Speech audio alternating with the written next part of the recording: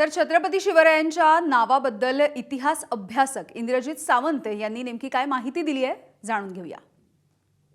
जर फक्त नावावरून बंदी घालायची असेल तर मग गजानन भास्कर मेहेंदळेंच्या पुस्तकावर बंदी घालावी लागेल। शिवाजी अँड हिज टाइम्स नावाचं पुस्तक आहे त्यांचं। जदुनाथ सरकारांच्या हाऊस ऑफ शिवाजीवर बंदी घालावी लागेल। मग शिवाजी विद्यापीठाच्या नावाचं काय करायचं?